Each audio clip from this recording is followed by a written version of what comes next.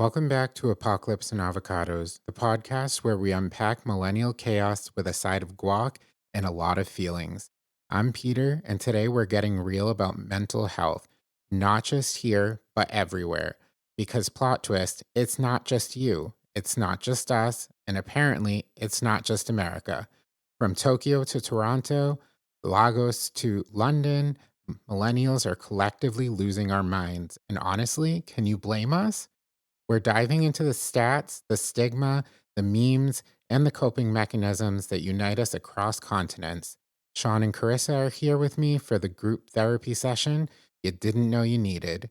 So grab your comfort snack, put on your emotional support headphones, and let's get messy, memeable, and real because mental health is worth talking about no matter where you are on the map.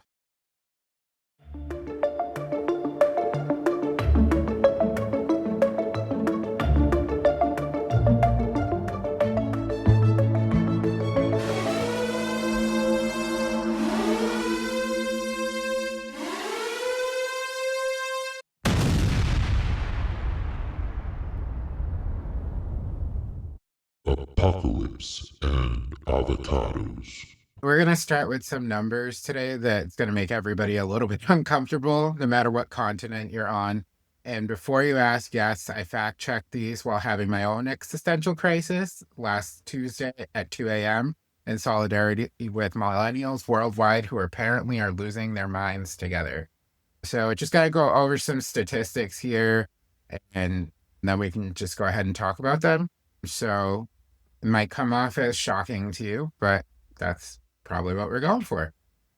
So 44% of young adults globally report having mental health problems. 19% of millennials worldwide rate their mental health as poor or extremely poor. And 32% of the global population is currently experiencing mental disorders. That's Wow. insane. So we're not special. 44% of the young adults globally are struggling with mental health. That's nearly half of everyone aged 18 to 30 on this planet. Wow. So, Shaun, when you Sorry. first heard these statistics, what was your gut reaction? Did any of it surprise you at all? I mean, I guess those numbers are a lot bigger than what I would expect them to be based on what people talk about. But when you think about it and you think about what you hear everyone going through on a daily basis, it's not surprising that many people deal with mental health issues because I feel like it's a big part of everybody's life and a lot of people just try to ignore it Yeah, and hope it goes away. I agree. But for me, what's resonating is that 18 to 30, so half of everyone in that age bracket is experiencing some sort of mental illness on the planet. That's not just here in the US. That's insane. So, Carissa, you've been to a bunch of different countries. We've traveled together. Have you ever noticed, just having conversations with the locals, that is anything happening differently that you might have picked up on? Not really that I noticed, conversation wise, but I mean, everybody lives differently. It's a lot different than being in the United States. I know we're considered like a richer country. So when you go to other countries, I can see how people's mental health would suffer if they're considered, poor, they don't have a lot of money. I know when we come off cruise ships, there's a lot of people that are trying to barter and sell their arts and crafts and things like that. And I'm sure that definitely takes a toll on their mental health because they're just trying to feed their families. Exactly. And you have to deal with the people going crazy and being yeah, how they start haggling back and they're like, no, I'll give you three. I'll give you $1 for three of them. And it's like, you don't know how that's affecting their family. You don't know what their this is their livelihood. Right, exactly. And that And alone can wear on somebody. Like yeah, you're haggling people, and I'm sure that that's stressful in itself. yeah. Like when we went to Mexico, we were in Mexico on the cruise and we met the little kid who was selling the roses that he had weaved together Yeah. so that he could get $10 so that he could go home to feed his mom. Yeah, I remember that. He was Mhm. using palm leaves to weave roses. It was pretty incredible. Yeah. but it was sad that he was out there. He should have been in school, and people are Yeah. haggling with him. Yeah, that's true. I It's didn't just even think about that. It was a weekday, so yeah, he should have been in school. Yeah, your dad was very upset about that. Yeah. I remember that. yeah. He was a nice kid too. But so dad actually gave him more, and then he could just go home. But yeah, it's nice to know that this is it's not nice, but it's good to know that this is a global issue. It really affects millennials and inadvertently to everybody else. So let's jump across the pond here. So Europe, they call it the silent crisis. So almost half of the under 18-ish in the EU report unmet mental health needs, more than double the adult population. So close to 60% of young Europeans classify their mental health as poor or not great. UK in particular, millennials have the second worst mental well-being globally, ranking 19th out of 20 countries. Oh, Wow. with what, us being the worst? Yeah, probably. Course. Not Europe. surprising. So as I said before, Europe's calling it the silent crisis, which is very European of them. Understated but terrifying. The UK ranks 19th out of 20 countries for millennial mental health. So Shaun, have you watch a lot of like stuff from overseas? Do you see how they struggle? Do they like, because you see things that are similar? Yeah, definitely. I think mental health is a really big struggle for people all over the world, like you were saying. And not to always bring it back to Drag Race, but this is just like an area that I have information from. There have been two drag queens from the UK that were both on RuPaul's Drag Race UK. The first winner, the Vivian, and a contestant from the second season, Cherry Valentine, who both passed away tragically due to mental health issues. They they unfortunately, one took their life and the other had an overdose due to that. And it's just, it can really impact people, especially when it's not talked about, especially when someone doesn't feel like they have the means to get the care that they might need or the help that they may need. So I definitely see it. And I've watched sitcoms and different TV shows where they talk about mental health. There was the one we watched on, I think, Apple, with the people who were insomniacs, but they also Mm-hmm. dealt with like the all the anxiety and different things that were stressing them out. And it was a humorous way to look at it, but it still showed you that like everybody really does deal with this stuff. It doesn't matter where you are. It's just kind of the nature of being a person these days. Yeah. What do you think, Carissa? Have you seen anything? On TV or just in general?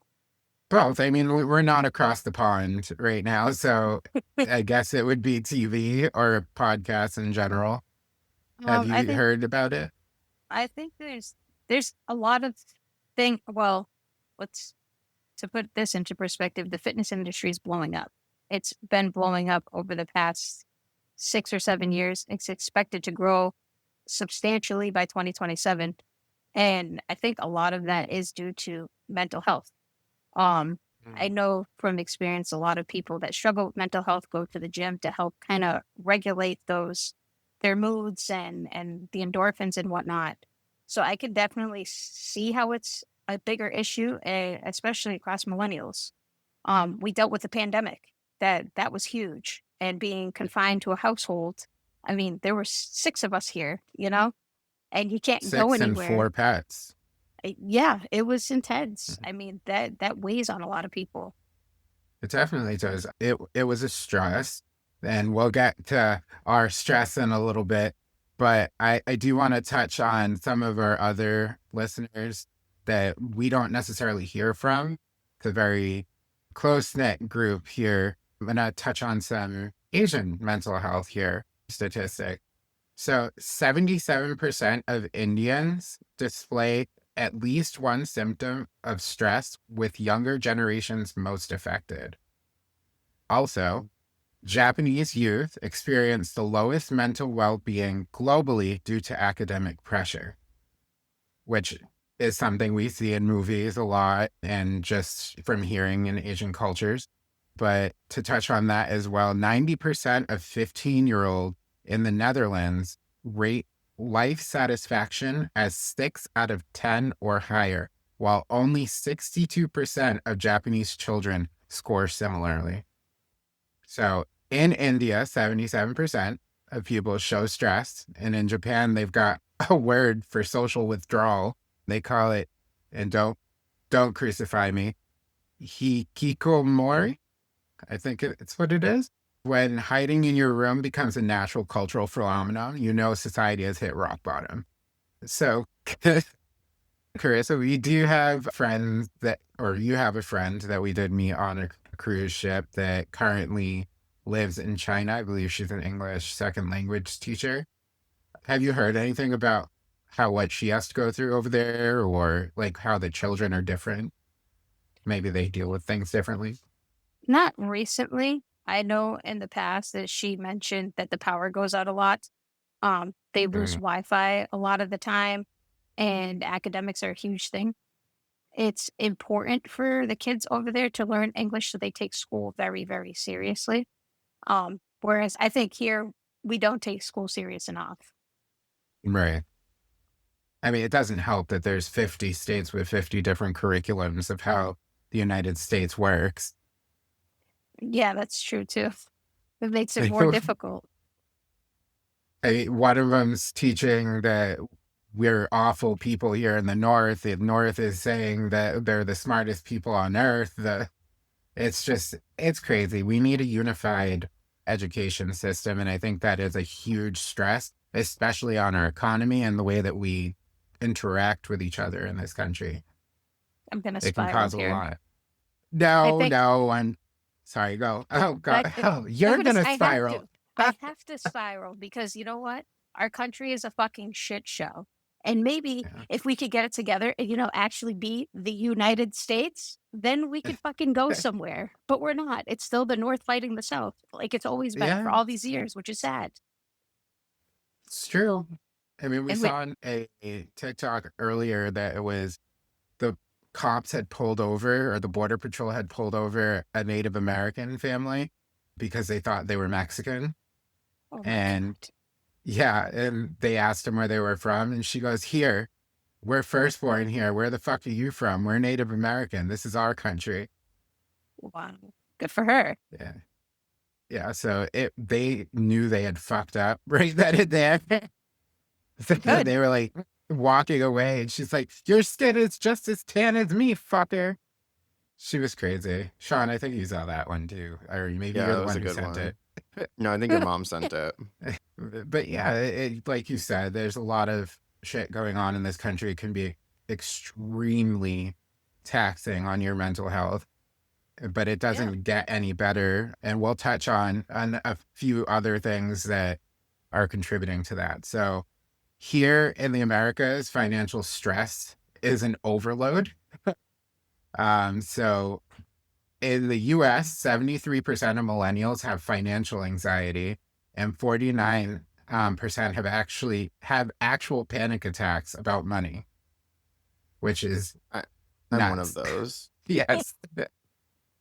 So in Latin America, every additional stressful life event increases depression odds by 18 to 25%. Wow, that's So insane.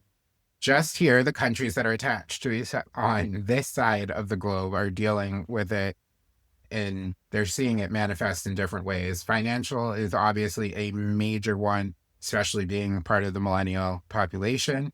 We don't have as much money, and we're still struggling to get by. So we're kind of in that shitty middle ground there. But real talk time, Shaun and Carissa, have either of you had a panic attack specifically about money? Yes. I have. And no judgment, just curious if we're all living in the same nightmare. But how did you deal with that? What actually brought it on? Was it just that you didn't have enough money in your bank account, or was it that you're thinking about like all of the things in life, like potentially buying a house, having a child? Is that where the stress came from? Yeah, it's more of the stress of what you're gonna need money for, not necessarily what I don't have money for right now.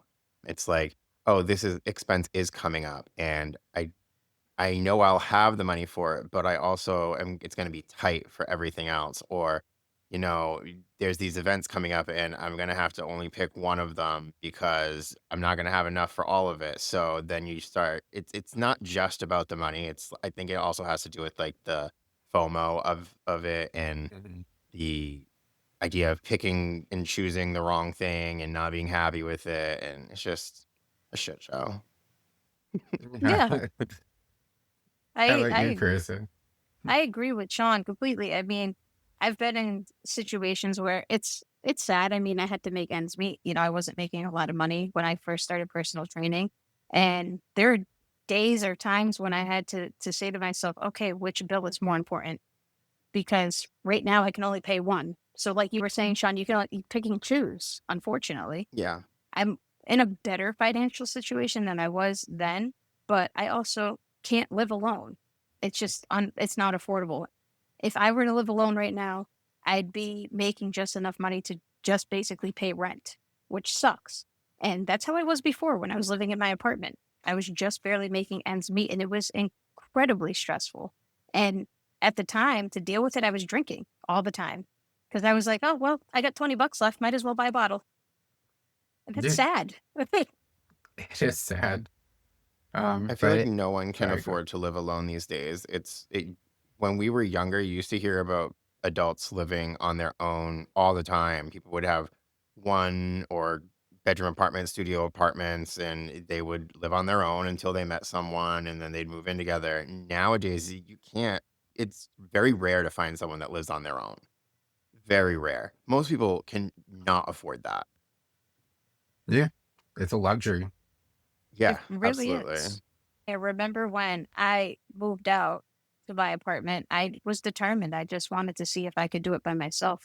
Previously, I had been in a relationship for a really long time and I lived with that person, but I'd never lived alone. So I wanted to see if I could do it alone. And I did. And I was successful.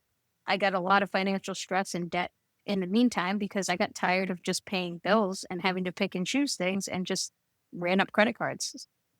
Hmm. So It's all it's about self miserable. care. But I was Self care. embarrassed. I was embarrassed about asking mom and dad to move back home because I'm in my 30s. It's like, okay, other 30-year-olds, like you were saying, Sean, when we were kids, were living alone and they were doing fine. And I can't afford to do that. And it kind of makes me sad, but in the same respect, like I'm grateful that mom and dad allow me to live here. Yeah. Not many people have that. And a lot of people, like you said, have to choose between what bill is going to come out this month and which one you can postpone and how much it's going to affect your credit score. Mhm. Because honestly, let's be honest, here in this country, it runs on credit. And if you don't have a decent enough credit score, you really aren't going to be able to afford any luxuries. Right. Yeah, that's true. So, which brings me to the next topic. You guys, obviously, you've already brought it up, but the housing crisis, it's global. So, 72% of young adults are stressed about housing, and 37% of them think they'll never own a home. So, when your life becomes a goal, maybe it becomes maybe can I afford a closet with a window? Your mental health doesn't stand a chance, to be honest. Housing affordability stress is associated with the worst mental health and sustained exposures in studies, which is what you were talking about. Not being Hmm. able to afford to be living out by yourself. So, Shaun, where do you see yourself living in 10 years? And be honest, does that thought kind of stress you out? Yes and no, I guess. I mean, in 10 years, I assume we'll be living in Portugal, but that's also like, I don't know. Yeah. I just assume that's what's gonna happen, so we'll Yeah, see. it's true. That's where we hope, but we'll see what happens. How about you, Carissa? What's the most ridiculous apartment you've seen while house hunting? Like rent wise. Rent, the little shoebox. You can shit and Oh, shave and cook all at the yeah. same time. Ah, I see. Yeah, you can do all of that in one room. Yeah. For for for a small token of $1,800 a month. Yes. Exactly. It's crazy. It is crazy. I know Pretty there was an much. apartment we looked at, Shaun, when we were looking for apartments, and it was a studio, mainly because of the price. We could afford it, and you could literally roll over in your bed and cook an egg on Yeah. the Mhm. stove, and they still wanted to charge you like $1,200. Yeah, it was expensive. That was the one your parents came to with us, and they were like, the cats would hate you if you moved in here. Yeah, that's Right? And the realtor was like, do you like it? Do you want to put an offer in? No. No. We don't want to live here. I'm sorry. I don't I'm want to be sorry to whoever does live there now, but we don't want to live there with 3 cats. Sorry. I don't want to be cooking eggs from my bed. Like, what the fuck? seriously, the tub was only big enough to boil eggs. Like, how the fuck is it gonna shower in that? I remember you talking about this apartment. It was weird. The tub was weird. Yes. And the worst part was it had just been renovated. Why Yeah. didn't you fix the lack of space? Right. Why didn't you get rid of the wash basin? Do something better. Like I was so you remember the movie Elf with Will Ferrell, and he's showering in the little tiny shower. Oh, yeah. And he's like singing, oh yeah. See, I'm 6 foot. So me, that shower, I would have been like this, standing in it. Just like Tilting him. your head to get it under the water. Yeah, that's terrible. You're not gonna charge me that much to fucking Nope. shower in, like, out in the frigging safari. No So, thanks. so small you have to have 1 foot out of the shower just to stand up in it. You have to have like one ass cheek outside, one leg. You have to like crick your neck a certain way. Yeah, it was ridiculous. It's miserable. Do the Sasha Colby. But anyway, yeah, that's a big issue, but it's nice to know, not nice. Again, it is important for people to know that it's a That's a really awful global. saying that we have. Sorry, I didn't mean to cut you off. It's just What? that's a really awful saying that we have here in the US. It's nice to know. Yes. It's Nice always to know. used in like the worst possible situation. It's how we deal with things. But it's good for our listeners to know that it's a global issue. You're not alone in this. But that brings me to our next stressor, another issue with our mental health. Social media. We talk about this Ah, all the yes. time. Oh, I wanted yay. to bring that up too. So I'm glad you went there. So, just some quick little facts on this that a lot of people might not know. Social media users worldwide are 2.7 times more likely to be depressed. We're literally paying people to feel worse about ourselves in every language. But Wow. also, 52% of young adults say heavy social media use negatively affects their mental health. And 71% of 18 to 24-year-olds use Instagram daily, linked to increased depression and anxiety. So if you did not believe us before, social media is the devil. It could help you in certain ways, but it is pretty detrimental to your mental health. But just a little quick check-in before we dive in. Shaun, what's your most toxic social media habit? And don't lie to us. My most toxic Yes. currently or like ever. That's current. Whichever you feel. Well, I would say the worst one I had was during COVID, like the beginning of COVID when the gay Twitter was exploding. I felt really bad about myself because my life did not like match up to what was going on gay Twitter. So I was like using it to evaluate whether or not I was successful, whether or not our relationship was good, whether or not I was having enough sex, all these things. And I'm like, hold on, this is not real life. Right. So I'd say that was a pretty toxic habit on social media for a while. Carissa, how about you? Oh, man. There's a lot of things that I do that people shouldn't know, but should know. I Wow. always get Spill sucked the down. tea. I get sucked down the rabbit hole of these stupid reels that are like, I don't know, it'll start with like positive affirmations and end up down the rabbit hole of like tarot card readings and what my future holds. So, I mean, that can get kind of messy and stressful and chaotic. Yeah, definitely. Perfectly on brand. I'm not big on social media. To be honest, since we started this podcast, I've become more versed with the social media doing it. But to be honest, I didn't know how to do pretty much anything. I didn't know anything about like the stickers that you can put on Instagram. I didn't know how to put the fucking music on TikToks or anything like that. I'm still not happy with it. I don't like it. But I understand that this is our way of connecting with all of you out there in the world. But yeah, I do have one more question because this is not my area of expertise. But have either of you unfollowed someone because their post made you feel worse about your life? Yes. Yes, I have. Yeah, absolutely. Because fuck you, I'm going to just call her Cindy. Fuck you, Cindy, for being married and having this nice, beautiful little family that you started in your early 20s. And I'm sitting here fucking single and miserable. Fuck you. Yeah, I've unfollowed people. One thing that I hate on social media is when people will like brag about not unfollowing people who constantly post stuff that they don't agree Mhm. with. But listen, it's my social media feed. I don't want to read your bullshit, so I'm going to unfollow you. Why the fuck do I want your negative ass bullshit in my feed? Goodbye. That goes for all the bigots, the homophobes, transphobes. Get the fuck out.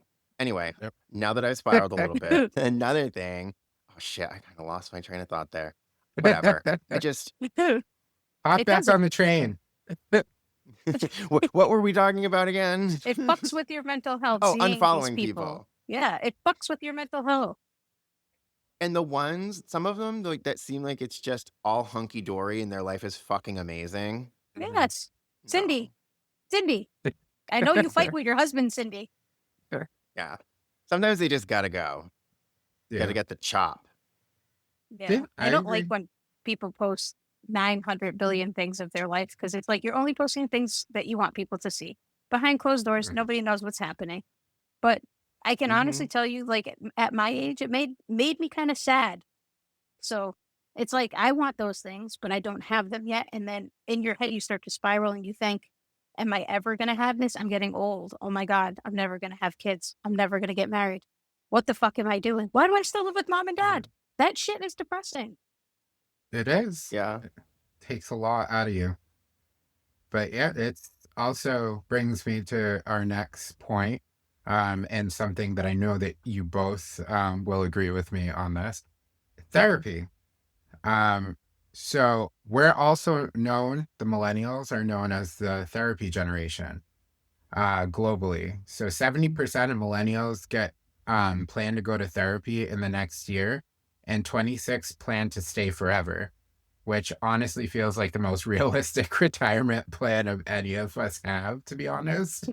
But it's nuts to know that more than half of the millennials and Gen Zs worldwide have gone to therapy. I Wow. advocate for it myself. It's great. I think that people, if you have the ability to, and we will touch on the other ones after this, absolutely vouch for it. But to have a little bit of fun and open up here, Shaun, what's the most millennial thing you've ever said in therapy? Like something that would even make a boomer therapist go, what? I don't know. I feel like everything I say probably makes my therapist go, "What the fuck?" I feel that way too. But yeah, no, I can't think of anything. I don't know. Put me on the spot right there. I'm sorry. How about you, Carissa? But Oh, go ahead, John.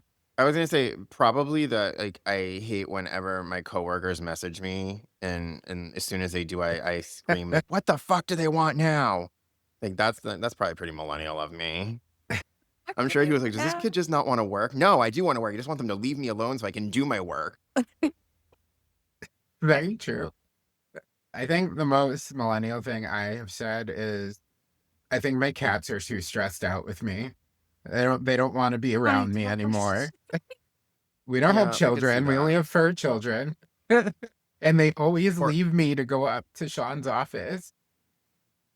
or it could another millennial thing I said was that sometimes my dog makes me hate myself because he won't listen, and then I'll yell, and then I'll feel really bad for yelling at him, and then I'll hate myself. Yes. And the therapist, he did laugh a bit at that one. What about you, God. Chris? My life is just messy. I can't even say that this is like a millennial thing, but maybe it is. It's I was dating a married woman at one point, and I had to tell my therapist, yeah, she broke up with me. I'm heartbroken. I'm depressed. And I swore that she was judging me through the fucking screen. I was like, this is the most miserable thing I have to share with you, but this is why I'm upset. No, it's pretty millennial. We actually feel like everyone's judging us. It's a big thing about our generation. It's not that necessarily that we care that they're judging us. It's just we're always stressing about it in our mind. So that also plays a big thing in our mental health as well. And overthinking.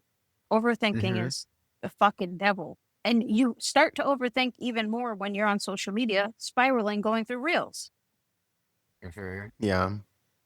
But listen, our brains are like having 40 browser tabs open all at the same time. Half of them aren't working. There's music playing from somewhere. You don't know where the hell that's coming from. But it's just, you're clicking through everything trying to find it. Yeah. Yeah. And the way that we do is we find coping mechanisms, but our number one global coping strategy is distraction. Did you know that we're Yep. avoiding our problems so effectively? We've turned procrastination into a survival skill. Sorry, on that topic, I just want to point out that one of the major reasons that sitcoms are so popular and that binge watching is such a big thing is because laugh therapy is a real thing. Laughing increases dopamine and reduces the Mhm. stress hormone, which absolutely makes sense as to why so many people have comfort shows. People are obsessed with shows like The Office and Parks and Rec, How I Met Your Mother, all those comedy style shows where they're short, easy to watch, and they just make you feel a little bit better when you're done watching them. Mhm. Yeah, dark Yeah. comedy, dark humor too. It's big Yep. with our generation. So just to go back with that, top millennial coping strategies globally, problem solving is 64%, positive cognitive restructuring, 64%, and it's 55% distraction. So distraction is our primary coping mechanism for us and all younger generations. Hence social media, like you said, streaming, and just like distracting from our day-to-day life. That's how we get by. We've turned it into a survival skill, which is really sad. But confession time, Shaun, what's your Uh-oh. weirdest but most effective coping mechanism? And don't say going for walks, because we all know that's code for something else. That's code for this. Yeah. No, that's probably my coping mechanism, my biggest one. But if I have to choose something else, because we're not gonna, you know, advocate for something that's not possible for everybody, I would say I have, I guess, a couple things that I do. Screaming into the void is extremely helpful. Never like discredit the effect that just letting out a good scream will have for you. Another thing is don't dwell on it, don't hold it in because a lot of times you'll snap at the littlest thing. So I try to get it out. Even if it sometimes will cause a bit of an issue, a lot of times it will cause less of an issue if you get it out then than if you hold on to it and have a craziness happen because you're pissed off about something. And then the third one I would say is to just take some time for yourself every day to, even if it's just 5 or 10 minutes, to enjoy something. If it's sitting outside, if it's petting your dog, if it's listening to music on your headphones alone, anything that makes you feel happy or a little tranquil for at least 5 to 10 minutes. You deserve it. Work hard enough. Those are the things I do. Another big one, just because our brand, masturbation. That's a good one for Yes, people. that I do that like 4 or 5 times a day, so Good. That's very healthy. just kidding. Just kidding. No, he's not. He's not kidding. Some days, not It's- always, not every day. It's good for It is actually. I don't have any statistics on that. I did not look that up. That was just good coping mechanism. But yeah, I agree with Shaun. I like do not disturb. Obviously, you need to take time for yourself. Put that fucking phone down, put it in do not disturb. Those problems will still be on the internet when you go back to it in 30 minutes. Take time for yourself. Leave the phone. Just relax. Would you like some information on masturbation benefits? I'd rather not. Let's get into it. Stress relief, release of dopamine, endorphins, and oxytocin. Did I say that right? You said it Oxytocin. right. Yeah. Reducing stress and anxiety, improved sleep, sexual health, pain relief. It can help relieve menstrual cramps and headaches. Oh. That's correct. And prostate health. Oh, that's a different kind of masturbation. Cool. That's it. Moving on. No, it says regular ejaculation can help reduce men's risk of prostate cancer. Well, if we weren't going to get canceled before, we definitely will now. Let's get backed up. Okay, you sickos. I wish I didn't bring it up. You went there. Another did. thing that people do, this is globally, is retail therapy. So, Yeah. Carissa, Yeah. what's the most retail expensive therapy. thing you've bought as self-care that you absolutely did not need? A pair of sneakers. Because I have like 800 Oh, I of have them. one. I bought a $150 pair of sneakers like a few weeks ago because I was like, you know what? Fuck it. How about you, Shaun? Ooh, probably tickets to a drag show that I did not need to go to, but I bought the tickets anyway and bought more than I needed. I cannot tell you how many times we've missed drag shows because I bought the tickets and we couldn't actually go, and then there was nothing to do with them. Shaun loves tickets, everybody. So I'm gonna go with that. I love tickets. He does. If you ever want to get him a gift, buy him tickets. Even if I can't go, I'll love them.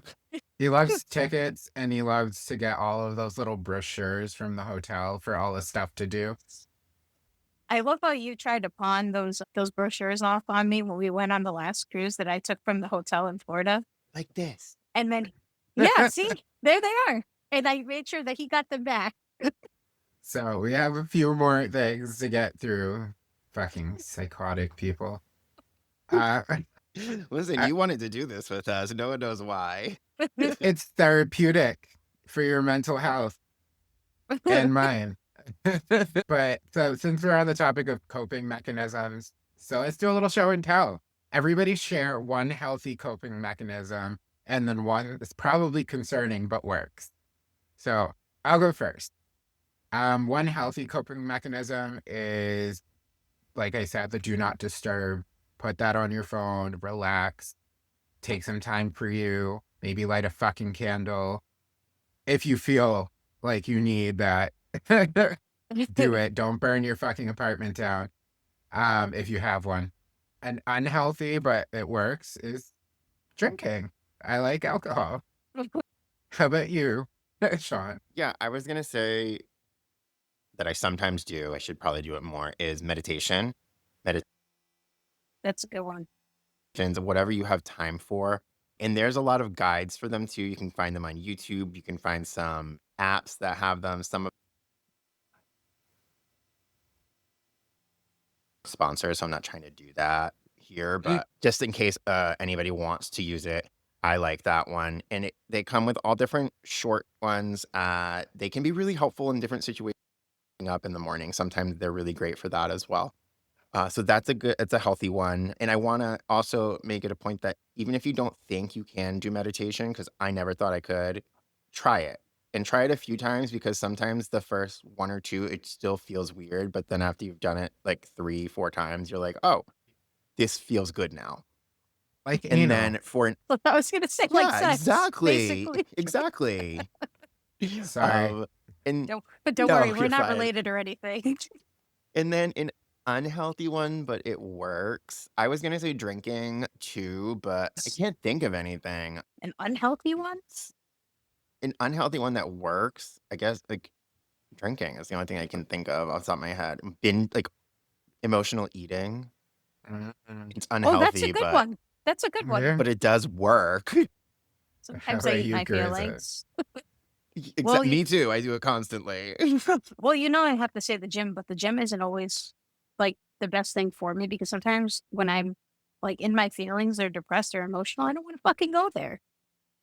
I'm Yeah. like, ugh, I don't want to lift up this stupid heavy shit and do this. I'm sick and tired of this. I mean, yes, it's good for you, but it doesn't always help, especially when you're in that environment all the time. So Mhm. it's both good and bad, I guess. I mean, unhealthy? Yeah. Don't hold Hmm, back now. really unhealthy. Yeah, emotional eating is another one. That's one. I used to drink to cope. That was Mm. unhealthy. I don't do that anymore. So usually I just escape the house. I hide. Go for a ride. Yeah, I go for a ride. I turn off my location because our dad is a fucking psychopath and needs to know where we are at all fucking times. Mhm. Why did you go over here? He What were you asked me doing? one time, I just needed to go for a ride because I was in my feelings and I was miserable. And I took the dog with me and I went just like cruising and I went to Rutland and whatever. And he calls me and he goes, "Why are you in Rutland for? What are you doing? Where are you taking my dog?" And I'm like, There. "Why the fuck do you know that I'm in Rutland?" "Oh, I checked. I saw your thing moving on the iPhone." I just want to get the fuck away from you. Yeah, I can see that. Yeah, just to touch off of that. So also, I don't know if you guys are aware of this. We're experiencing a global loneliness epidemic. We're the most connected generation in history and the loneliest. We have 8.4 social media accounts on average, but can't make one real friend as adults, which is really fucking sad. But I have heard that the real life friends versus the online friends thing is a real issue for millennials and Gen Z alike. That it's easier for them to find us and them to find communities online and interact with people online rather than being able to find them in real life and have like in-person interactions with them. yeah, just a few things to touch on that. 67% of millennials feel isolated or lonely due to lack of social interaction. Also, the percentage of young people who no longer meet friends outside of school nearly doubled globally post-pandemic. Wow. And That's crazy. 30% of 18 to 34-year-olds experience loneliness every day or several times per week. So my life is going to get better in a couple of weeks because I'll be 35 instead of 34. So Carissa and I have already left that part of the loneliness era. Yeah, I Yeah, you guess guys have no so. reason to bitch. You can't be lonely anymore. We're not allowed to feel lonely, Carissa. I don't. I just take the dog with me everywhere I go. But real talk, honest moment, Shaun. When was the last time you hung out with a friend without it being planned weeks in advance? And I actually mean hang out, not just text it. Martin counts. Okay, well then, when last time Martin came over, that would be when? So the last time Martin came over was 4 Like a episodes month ago. ago. 4 or 5 episodes ago. Yeah, it was Mother's Day, wasn't it? You just made it worse. Yeah. Sorry. Carissa, have you ever We felt can cut that. lonely while surrounded by people? And what was that like? Yes, people Yeah. fucking suck. I was I just was, going to say that a lot of people feel lonely, especially in our generation, even when they have all their friends around them.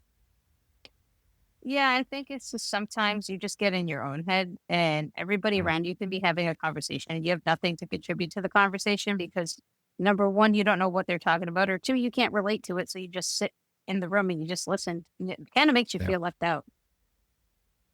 True. Speaking of the topic, and you touched on it before, talking about making friends as adults.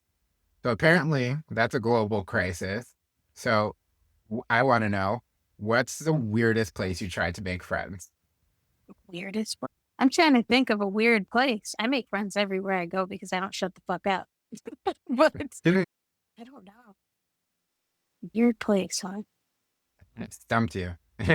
You did stump me. I mean, you can go like to a breakfast diner and try and make friends with like the waiters and stuff. That I think that's pretty fucking weird.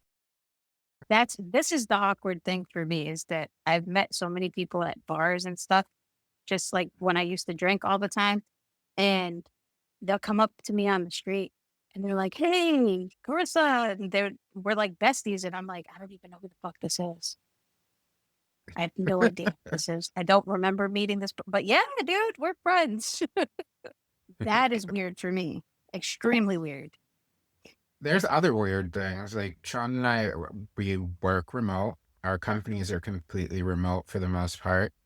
We tried to make friends with our remote coworkers, and we did with one in particular, and she came from Chicago to see us. So, I mean, as an adult, it is possible to make friends, and it does happen in the weirdest places, but you guys just have to be open to it. Speaking of which, there are now dating apps for friendship. I didn't know if you guys knew this. One in particular that goes Buzz Buzz, I'm not giving them the actual name, now has a specific separate app from their dating app for friendship to make friends. And you match the same exact way, but it's with mutual interests. So you guys can meet up in the real world. It's kind of cool. So if you want to, go try it.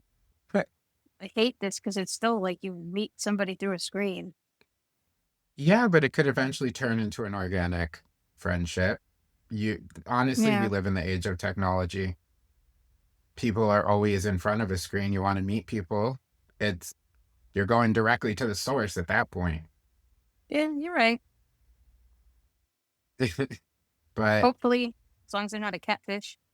and even sometimes they're a blobfish. That's totally fine. Right. Sometimes they look like they should be collecting tolls under a bridge, but they tend to be the nicest people in the world. Sometimes. Hopefully. It's that they tend to be. So this shouldn't shock you guys, shouldn't come as a surprise that our generation uses dark humor as a coping mechanism. That is something major with us, and mental health memes is a way that it manifests. So we've turned depression into memes because it's easier to joke about wanting to disappear than dealing with why we feel that way. Dark humor is our generation's emotional immune system. So, what's your darkest meme you've laughed at recently and probably concerned your friends with? I can't say a meme, but like a reel that me and one of my friends, we share reels with each other all day, every day, and it's usually about work and how much it sucks. One of them was I've had I don't know, I'm so sick of my job or work or whatever's going on in the environment that I've started hissing at people. I would if we actually saw people.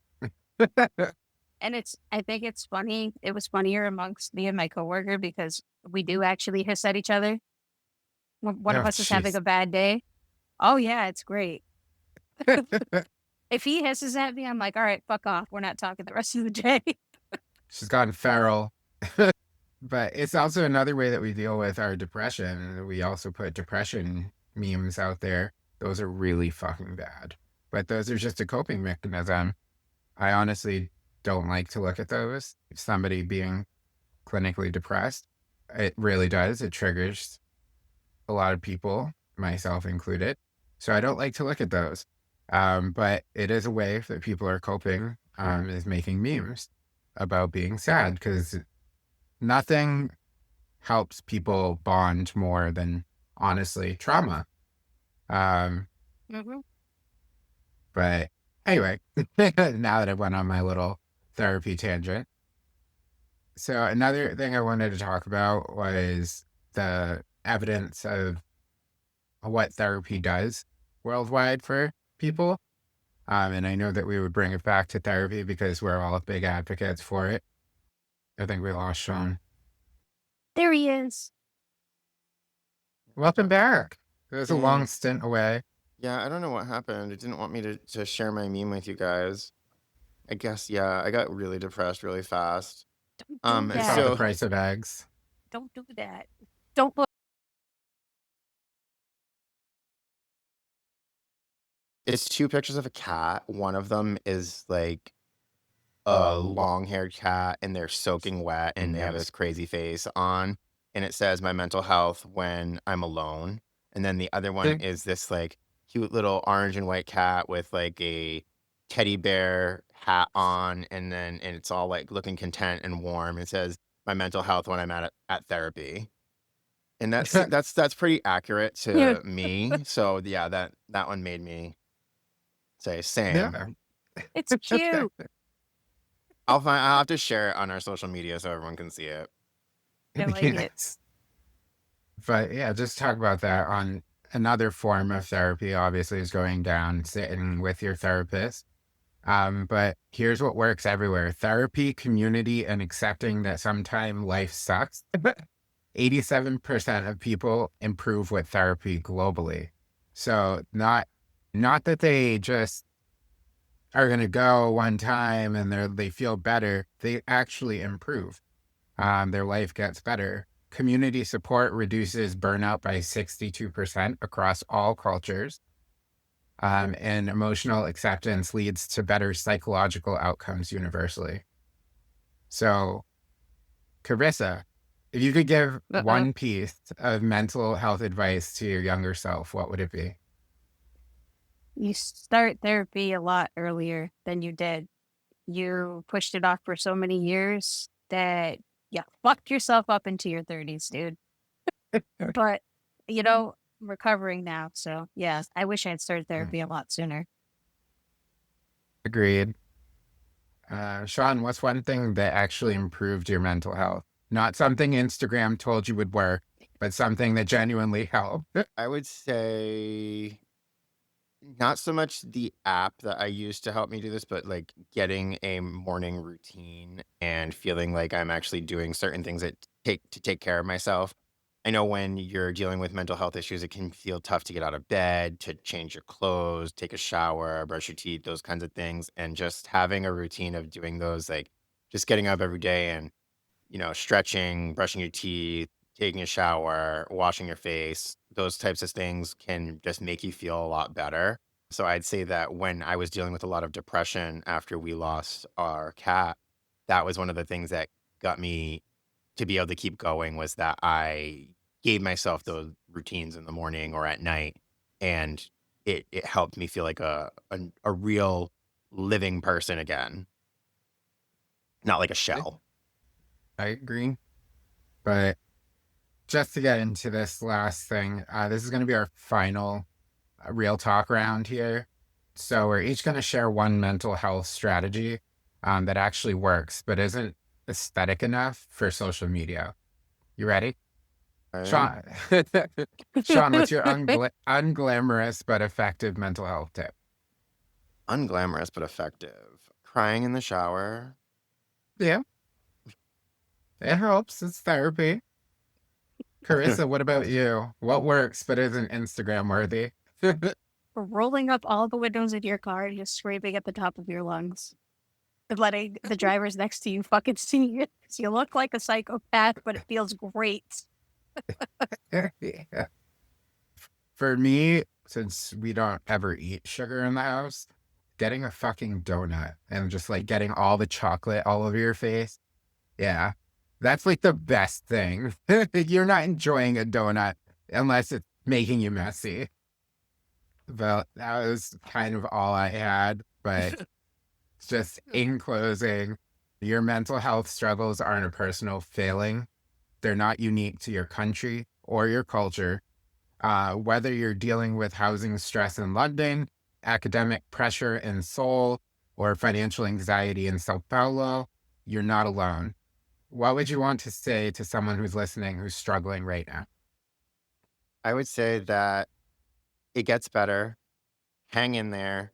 I know that it's hard and it feels like this is like the worst it could be, because when you're dealing with a problem, that's always how it seems. But once you get through it, you're going to look back and realize how strong you are and how capable you are because of what you've gotten through, and how resourceful you are as well.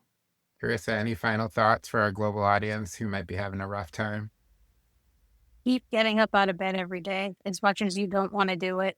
Get up, get out of your house, get fresh air, do something. Don't stay lost in your thoughts. That is the worst thing you can possibly do. I've been there. Mine would be, if you can, you have access to therapy, go. It will only help you. Talking to someone definitely helps, and talking to someone that you don't necessarily know might help more than talking to your friends. They know you, they know what's going to make you feel better, to tell you, and hearing what you want to hear isn't necessarily going to help you get better or fix your life or essentially motivate you to do better. So I would say, if you have access to a therapist, go, because talking with somebody that doesn't judge you, at least to your face, that is definitely beneficial. Because let's be honest, they're definitely judging you. They're writing stuff down about you. Yeah. For real. I know by the looks that she gives me when I talk that she's judging me. But you It's know only what? human. She helps and she gets paid to judge me. So, I mean, I'll take it. So my assignment to our listeners, my challenge is for you to text one person this week and ask how they're really doing. Not how are you really doing? Mental health is global, but healing happens one conversation at a time. So that's been our spiral for Apocalypse and Avocados this week. We hope that this was helpful, fun for you. Join us this week. We will have a few mini episodes going out, so you don't want to miss those. They have some pretty important news. That was fun, and we'll see you next time. Oh, and remember, petting a dog for 10 minutes can reduce cortisol levels. Just make sure the dog doesn't bite. Yes. Yes. So we'll see you next time. Bye.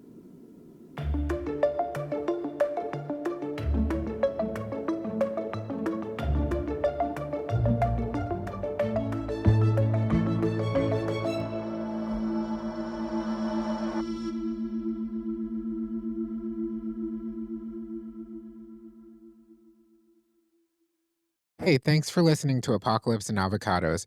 If you laughed, cringed, or yelled same at any point, do us a favor.